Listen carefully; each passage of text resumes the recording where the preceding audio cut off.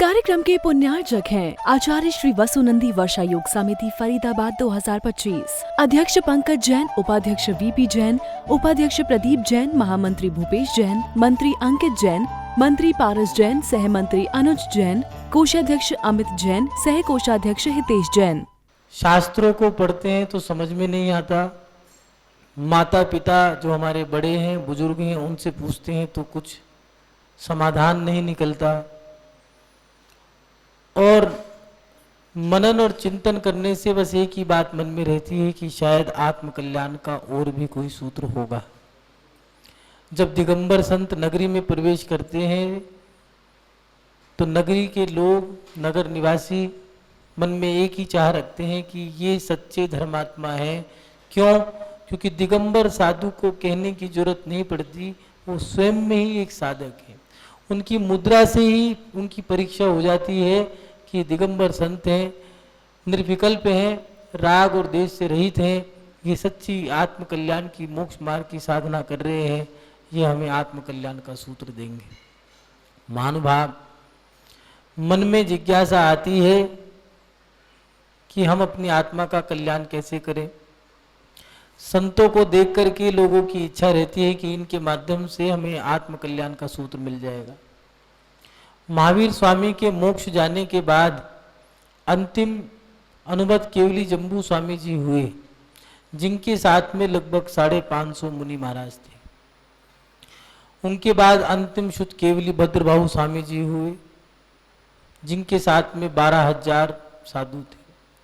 उनके संग में उनसे दीक्षित उनके पटाचार्य जो शिष्य रहे वो रहे अंतिम मुकुटबद्ध राजा चंद्रगुप्त स्वामी जी। उनकी परंपरा में एक आचार्य हुए, उन्हीं की परंपरा के, जिन्होंने 84 पहाड़ की रचना करी, ऐसे कुंदकुंद स्वामी जी।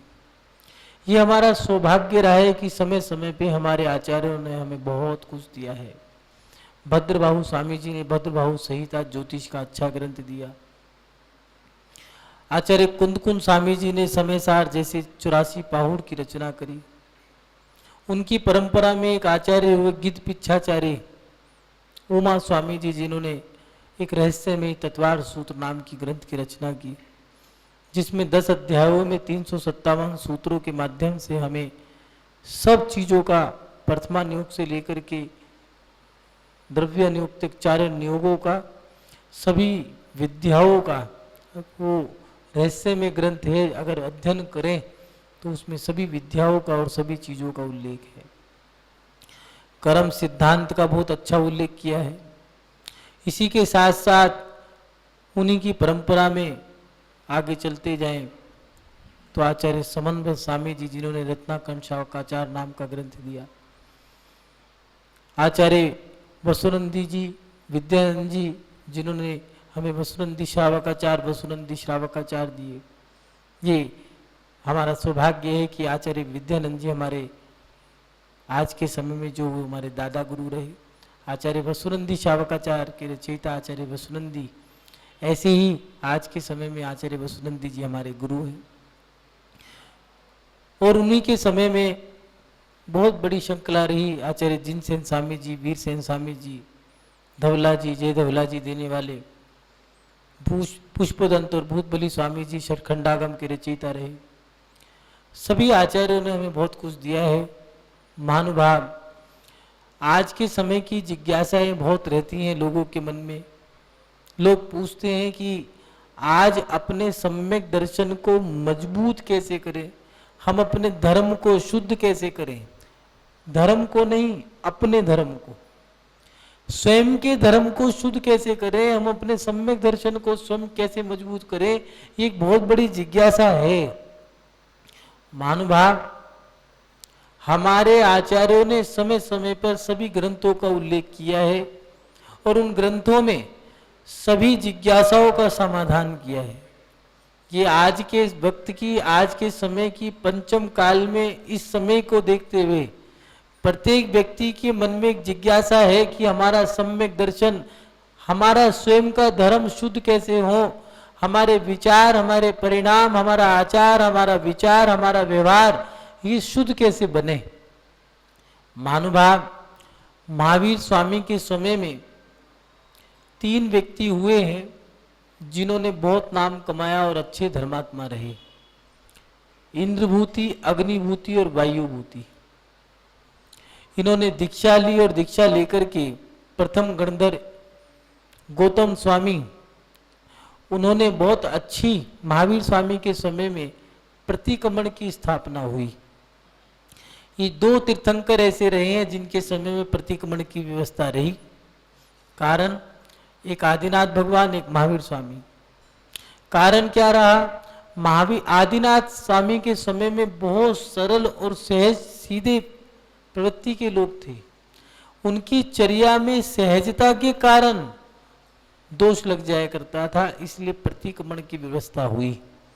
और महावीर स्वामी के समय में प्रतिक्रमण की स्थापना क्यों हुई? क्योंकि महावीर स्वामी का समय ऐसा समय रहा जब पंचम काल धीरे धीरे प्रवेश करता जा रहा था। और पंचम काल में वक्र प्रणामी टेढ़े तिरछे लोग होंगे, माने सोचेंगे कुछ, बोलेंगे कुछ, होंगे कुछ, दिखेंगे कुछ, कहेंगे कुछ, सोचेंगे कुछ, करेंगे कुछ। मकान भी है, दुकान भी है, गाड़ी भी है, सब कुछ है। समाज में बहुत अच्छी प्रतिष्ठा है, पता लगा टटोलो तो दिखता है कि ये तो सब लोन पे है। ये पंचम काल में ऐसी व्यवस्था रहेगी, वक्र प्रणामी लोग होंगे, इसलिए शिष्य भी वक्र प्रणामी होंगे, क्योंकि वही जो जनता है, जो जीव है, वही दीक्षा लेंगे। इसलिए उनकी मायाचारी, उनके परिणामों के कारण उनके व्रत चर्या क्रिया में दोष लगेगा। इसलिए प्रतिक्रमण की रचना की गई। महानुभाव, प्रतिक्रमण में एक बहुत अच्छी गाथा आचार्य गणधर परमेष्ठी ने दी है और उन्होंने हमारी इस जिज्ञासा का समाधान आज से लगभग 2,500 वर्ष पहले ही कर दिया।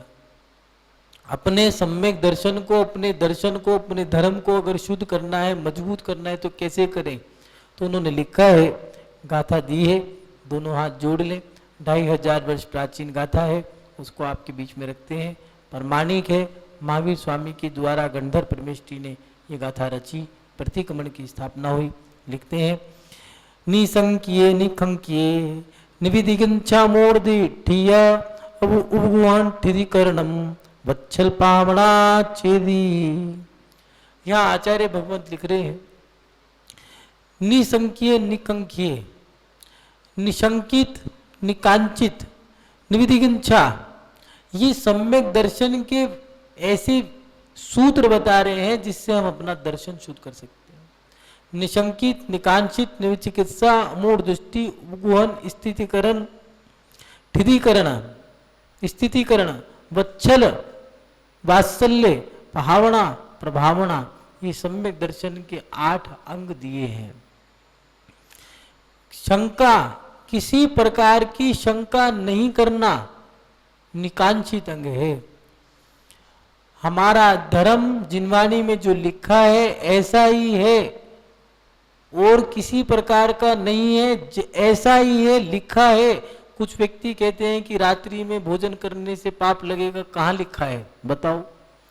आदि जिनसेन पद्म पुराण में रविसेन स्वामी जी ने 14वें अध्याय में लगभग 160 गाथाओं के माध्यम से उल्लेख किया है। एक नहीं, आचार्य अकलंग स्वामी जी हुए, आचार्य कुंद स्वामी हो, आचार्य पूजपात स्वामी हो, रत्नाकंठ शावकाचार्य के रचयिता समन्वत स्वामी जी हो, अनेकों आचार्यों ने उल्लेख किया है कि रात्रि में भोजन करना। रविसेन स्वामी जी ने तो यहाँ तक लिख दिया कि रात्रि में भोजन करने वाला व्यक्ति नारकी और उसके साथ भोजन करने वाले कुत्ते बिल्ली जानवर हैं। अब कोई कहे कि रात्रि में भोजन करना पाप है, ऐसा कहाँ लिखा है, बता दिया, फिर भी नहीं माने तो अभी उसका धर्म शुद्ध नहीं है। अभी हमारा सच्चा जो सम्यक दर्शन धर्म है, ऐसा अभी हमारा श्रद्धान अभी कमजोर है। हम धर्मात्मा तो बन गए हैं, बड़े बड़े धर्मात्मा के पायदान हमने अपने को दे दिए हैं, जैसे भक्त शिरोमणि, परम भक्त, गुरु भक्त परिवार, शिरोमणि, भक्त शिरोमणि, दुनिया भर की उपाधि हमने अपने आप को दे दी है। लेकिन क्या सही मायने में हम इतना श्रद्धान कर रहे हैं या नहीं कर रहे? अगर किसी मुनि महाराज ने कह दिया कि तुम्हारी 3 दिन की आयु शेष रह गई है, नंदी मित्र नाम का ग्वाला था, जंगल में मुनि महाराज साधना कर रहे हैं, और वो मुनि महाराज के पास चला गया, देख लिया। मुनि महाराज उसी समय मुद्रा लेकर के, शुद्धि करके मुद्रा लेकर आहार के लिए उठ गए। वो मुनि महाराज के साथ चला गया आहार देखने के लिए। जब मुनि महाराज का आहार हो गया तो नगर सेठ के आहार हुआ था, वो भी मुनि महाराज के साथ चला गया। मुनि महाराज का आहार पूरा हो गया तो नगर सेठ ने सोचा ये लगता है ब्रह्मचारी है, बड़े सम्मान से आओ भगत करके उसका भोजन पान कराया। 3 दिन से भूखा था, उसके तो मजे आ गए। कहाँ तो कुछ खाने को नहीं, लकड़ा रहा था, भूखा था, वो भी 3 दिन का। और कहाँ नगर सेठ के यहाँ सोने की थाल में भोजन मिले, 56 भोग मिले खाने को, उसके तो मजे आ गए। मुनि महाराज के पीछे लग गया। संयोगवश ऐसा रहा कि मुनि महाराज उसी दिन आहार के लिए उठे थे। जब प्रातःकाल अगला दिन हुआ, प्रातःकाल हुआ तो उसने कहा चलो उठो। मुनि महाराज ने कहा क्या उठूं? उसने कहा भूख लग रही है, उठाओ ये झाड़ू, उठाओ ये डब्बा और चलो भोजन के लिए। तो मुनि महाराज अवधि ज्ञानी थे, वो जान गए तो भव्य है। कहने लगे भैया मैं तो मासोपासी हूँ, 1 मास का उपवास करके फिर 1 दिन आहार के लिए उठता हूँ। कल ही मेरा 1 मास पूरा हुआ था, आहार करने के लिए चला गया, अब तो 1 महीने बाद जाऊंगा। वो तो कहने लगा मर गया भैया मैं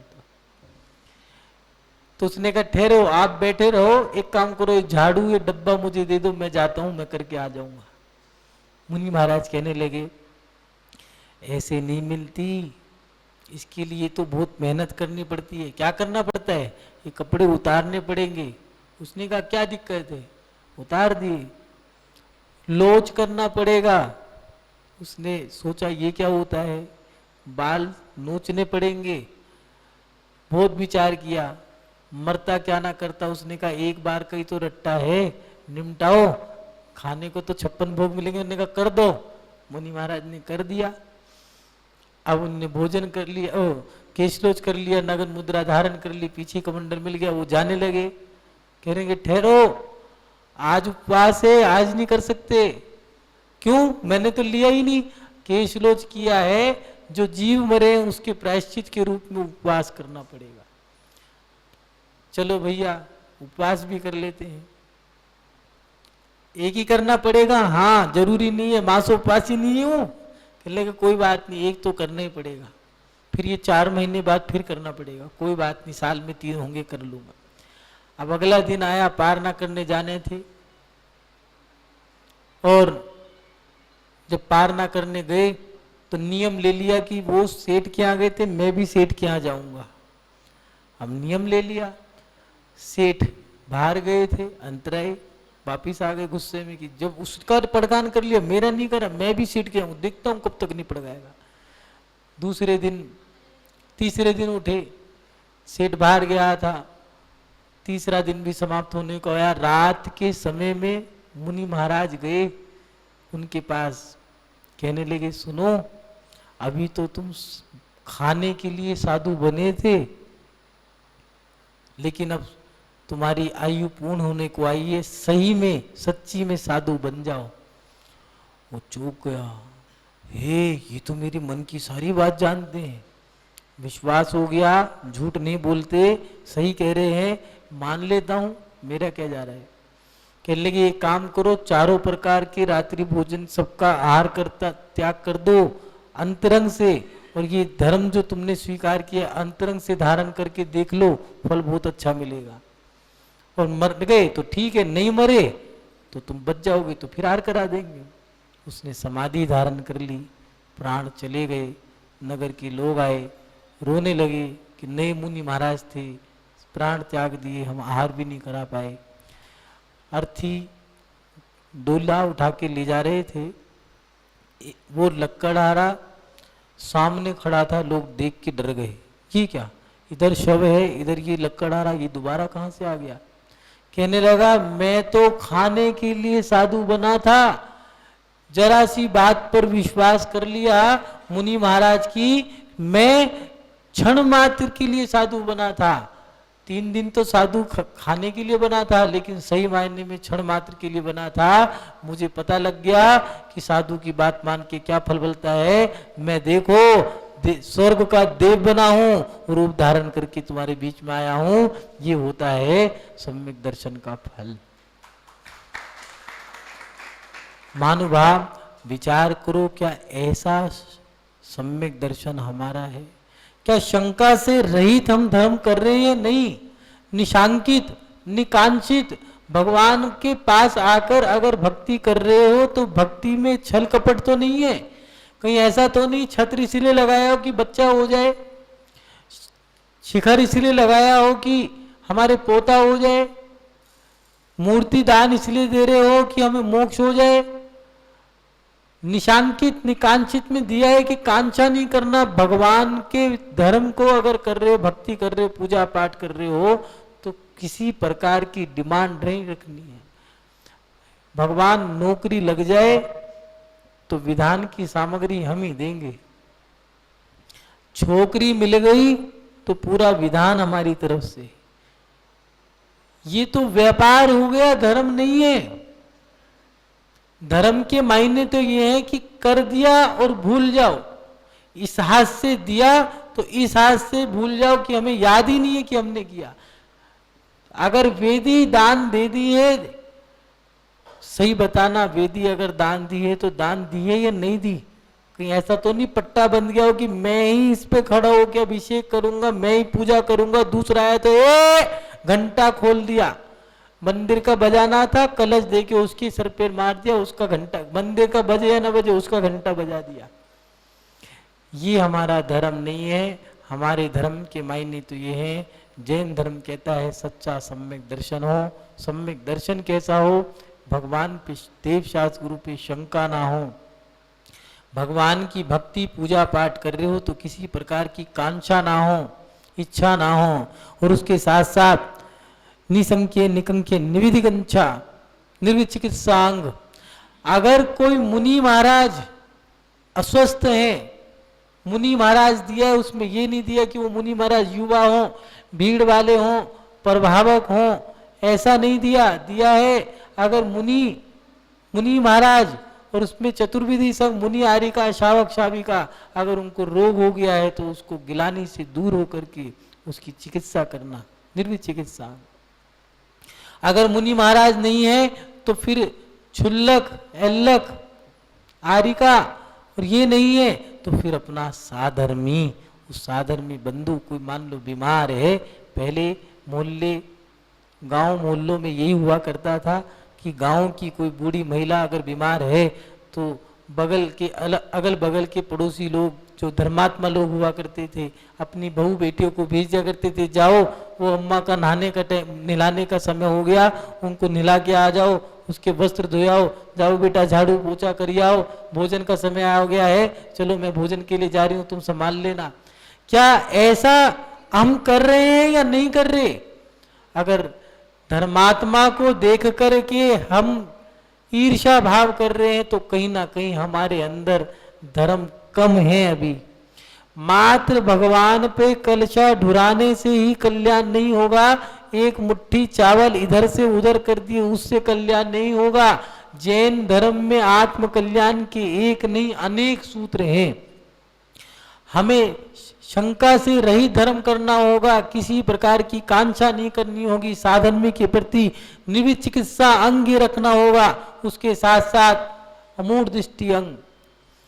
कुदेव कुशास कुगुरु को ना तो मानना है, ना मनवाना है, ना अनुमोदना करनी है, लेकिन ऐसा हम कर रहे हैं या नहीं कर रहे? विचार करो कि हम सम्मेद शिखर की यात्रा करने जा रहे हैं गिरनार जी की, और वहां पर जाकर के जब हमने पूरी यात्रा कर ली है, घर लौट के आए, तो हम पर चर्चा कैसी कर रहे हैं? क्या हम ये कह रहे हैं, अगर ऐसा कह रहे हैं कि भैया गिरनार या सम्मेद शिखर यात्रा करके आए, धन्य हो गए, हमारा तो कल्याण हो गया, अगर ऐसा कह रहे हैं तो बढ़िया है। और अगर ऐसे कह रहे हैं कि भैया यात्रा तो करिया है, लेकिन एक बात है, दिगंबरों की धर्मशाला से तो भैया उनकी धर्मशाला बहुत अच्छी है, इसी कमरे बिल्कुल टन है, अपने यहाँ तो पान की पीक, पंखे चलते नहीं, किवाड़ की कुंडी खराब है, शीशे फूटे पड़े हैं। अगर ऐसे ही कर रहे हो तो याद रखना आपने शिखर जी की यात्रा करी ही नहीं।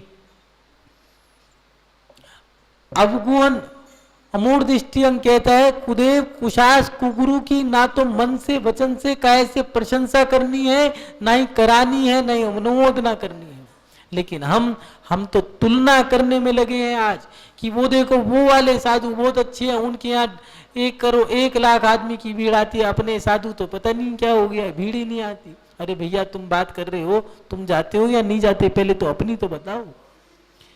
समाज में साधु आए, चौका लगाने वाला ही कोई नहीं है। अरे भैया तुमने लगाया नहीं लगाया, जो बोल रहा है क्या उसने काम शुरू किया या नहीं किया। समस्या तो ये है कि बात गाल बजाई करने वाले ज्यादा हैं, काम करने वाला तो दिखता ही नहीं है। आज हम अपने जीवन में अगर अपना धर्म सुरक्षित करना चाहते हैं तो हमें अमूढ़ दृष्टि अंग अपनाना पड़ेगा।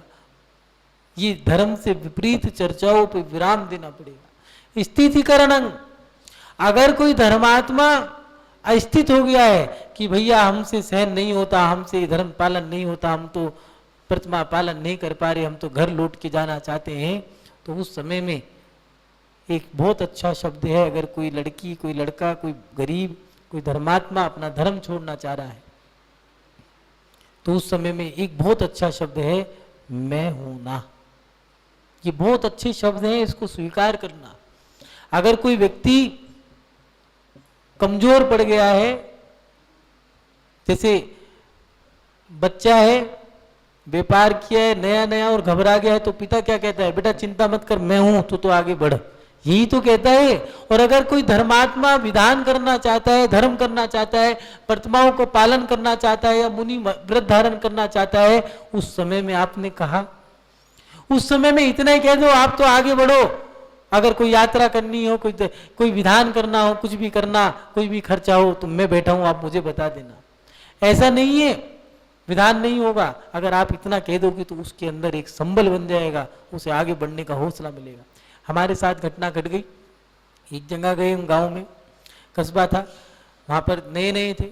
एक व्यक्ति आया, उम्र थी उसकी 40-45 साल की, आके कह गया, महाराज जी आप युवा साधु हो, नए साधु हो, आप में अच्छी पकड़ है, आप प्रभाव ना करो, और कोई भी खर्चा हो तो आप घबराना मत, मैं बैठा हूं। हमें जोश आ गया, हमने भी कहा चलो भैया, हमने कमेटी को बुलाया, सुनो विधान कराओ। उन्होंने कहा महाराज जी खर्चा होगा, हमने चिंता मत करो, कितने का है, हमारे पास भक्त हैं, कोई बात नहीं।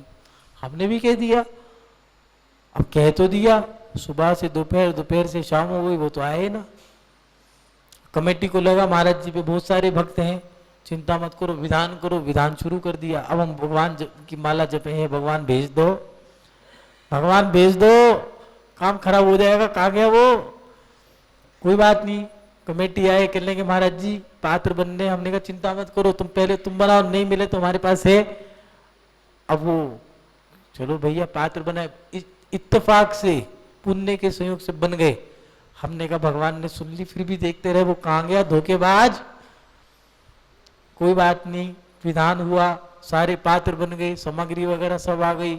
हमारा बिहार होना था, बढ़िया प्रभावना हुई, डंका बज गया। प्रभावना होने के बाद बिहार हुआ। जब बिहार कर लिए, 1 किलोमीटर 2 किलोमीटर निकल गए आगे, तो वो व्यक्ति आया, कहने के नमस्ते महाराज जी। हमने कहा तुमने तो कही थी मैं हूं ना, तुम तो भाग गए, 1 रुपए का तुमने सहयोग नहीं करा, भाग गए। कहने के महाराज जी, एक महाराज जी आए थे, उन्होंने बताया था कोई भी नए साधु आए, उनकी शक्ति बढ़ानी हो, उनको सहारा देना हो, तो इतना ही कह देना मैं हूं ना, इससे ही काम बनता चला जाएगा। लेकिन ऐसा मत करना कि मैं हूं ना कह के चले जाओ, तुम उसका सहयोग भी करना। कहीं ऐसा हो कि तुम कहते हो भैया श्रद्धानंद जी आए थे, ऐसे कह के गए थे, सहयोग नहीं करेंगे, बस बोलेंगे, ऐसा नहीं करना, सहयोग भी करना। महानुभाव, अपने धर्मात्मा, अगर किसी घर के अंदर किसी बेटी ने गलत काम कर दिया है, बेटे ने कोई गलत काम कर दिया, जैसे आजकल गूगल पे ऑनलाइन गेम चलने लग गए हैं, बहुत सारे बच्चे उसमें माँ बाप का दिवालिया निकाल रहे हैं, किसी ने 1.5 करोड़, किसी ने 10 करोड़ दिवालिया निकाल दिया। लेकिन क्या तुमने शोर मचाया कि मेरे बेटे ने सट्टे में 1 करोड़ रुपया उड़ा दिया, 10 करोड़ उड़ा दिए? अगर धर्मात्मा से कोई गलती हो गई है तो उस समय में हमें स्थितिकरण करना है। चेलना ने स्थितिकरण किया था, मुनि महाराज से और आरिका से गलती हो गई थी तो मुनि महाराज से संबोधन दे के प्रायश्चित दिलवाया। जो आरिका थी उनका गर्भ रह गया था, उनकी प्रसूति कराई, दोनों ने प्रायश्चित लिया, धर्म की स्थापना करी, पुनः से मुनि आरिका बने और जो संतान हुई वही अंतिम रुद्र शिव के नाम से हुई। महानुभाव, ये स्थितिकरण अंग है। हमें समय समय पर हमारे धर्म की भी परीक्षा होती है। किसी धर्मात्मा ने अगर गलती कर दी है तो उसके धर्म को स्थित करो, उपगोहन करो, स्थितिकरण करो और वात्सल्य फिर दिए प्रभावना। वात्सल्य 7वें नंबर पे रखा, प्रभावना नहीं रखा। वात्सल्य क्यों रखा? क्योंकि बिना वात्सल्य के प्रभावना नहीं होगी। एक व्यक्ति ने मंदिर में युवा आया, उससे गलती हो गई, लुटिया जो थी भगवान के ऊपर चढ़ानी थी, ढीले हाथ से पकड़ रखी थी, गिर गई। किसी व्यक्ति ने उसको डांट दिया और डांटने के बाद उसके ऊपर चिल्ला पड़े। वो युवा, उसके हाथ पे चावल थे, उसने फेंक के मारे और कहने लगा कि आज के बाद मैं और मेरा परिवार इस मंदिर में नहीं आएगा, आज के बाद मैं इस धर्म में ही नहीं आऊंगा। घर लौट गया और घर जाने के बाद घर वालों से भी कह दिया अगर कोई मंदिर चला गया तो हाथ पैर तोड़ दूंगा। जानते हो एक डांट लगाने के कारण क्या प्रभाव पड़ा? मंदिर जैन धर्म में वो साल का 1 करोड़ रुपया दान देता था, उसने इतना विपरीत चला गया कि दूसरे धर्म का मंदिर बना करके उसमें दान देने लगा। यह प्रभावना का कारण बन गया। जैन धर्म में कहीं भी क्रोध करने को नहीं दिया। दिगंबर साधु के लिए मूलाचार में आचार्य कुंद स्वामी ने दिया है कि साधु भ्रमण करे, अच्छा लगे समाज, द्रव्य क्षेत्र काल भाव साधना के अनुकूल मिल जाए तो रुक जाना, नहीं अच्छा लगे चलो। क्या कोई कॉन्ट्रैक्ट साइन कर दिया क्या? कोई ठेका ले लिया क्या हमने? इस कार्यक्रम के पुण्यार्चक थे आचार्य श्री वसुनंदी वर्षा योग समिति फरीदाबाद 2025, अध्यक्ष पंकज जैन, उपाध्यक्ष वीपी जैन, उपाध्यक्ष प्रदीप जैन, महामंत्री भूपेश जैन, मंत्री अंकित जैन, मंत्री पारस जैन, सह मंत्री अनुज जैन, कोषाध्यक्ष अमित जैन, सह कोषाध्यक्ष हितेश जैन।